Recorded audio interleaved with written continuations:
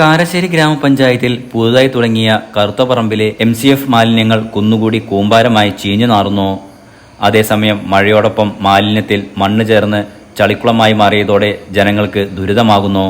മാലിന്യത്തിനിടയിൽ വിഷപ്പാമ്പുകളുടെ താവളമായി മാറി. ഹരിതകർമ്മസേനയെ നിർബന്ധിച്ച് മാലിന്യം തരംതിരിക്കാൻ ആവശ്യപ്പെടുന്നതായി ആക്ഷേപം ഉയരുന്നു. മാസങ്ങളോളം വീടുകളിൽ നിന്നും എടുക്കാത്ത മാലിന്യം ഒന്നിച്ച് ശേഖരിച്ച് റോഡ് സൈഡിൽ കൂട്ടിയിട്ടത് മൂലം നനഞ്ഞു കുതിർന്നിരിക്കുകയാണ്. MCFൽ എത്തിച്ച മാലിന്യം അവിടെയും മഴ നനഞ്ഞ് ചെളിക്കുണ്ടിൽ ആണ്ടുകിടക്കുകയാണ്. തൊട്ടടുത്ത പ്രദേശത്തുനിന്നും വരുന്ന മലിനജലം കൂടിയായതോടെ ആകെ പരിതാപകരമായ അവസ്ഥയിലാണ്. MCFൽ മാലിന്യം തരംതിരിക്കുന്നതിനു വേണ്ടി ഹരിതകർമ്മ സേനാംഗങ്ങളെ നിർബന്ധിച്ച് പറഞ്ഞയക്കുന്നതായി പരാതി ഉയർന്നിരിക്കുകയാണ്. അവർക്ക് ഭരണസമിതി യാതൊരു സൗകര്യവും ചെയ്തു കൊടുക്കുന്നില്ലെന്ന പരാതി ഉയർന്നു. ഡ്രസ് മാറാനോ ബാത്റൂമിൽ പോകാനോ ഭക്ഷണം കഴിക്കാനോ ഉൾപ്പെടെ യാതൊരു സൗകര്യവും ഒരുക്കിയിട്ടില്ല എന്നതാണ് ആക്ഷേപം.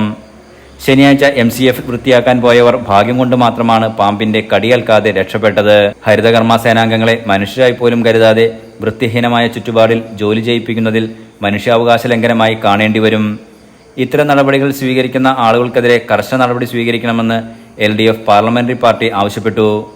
MCF സന്ദർശിച്ച് ഹരിതകർമ്മ സേനാംഗങ്ങളോടും പരിസരവാസികളോടും സംസാരിച്ച ശേഷമാണ് LDF മെമ്പർമാർ ഈ ആവശ്യം ഉന്നയിച്ചത്.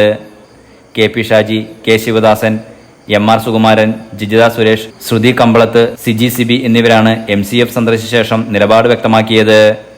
Enlight news, Mukkam.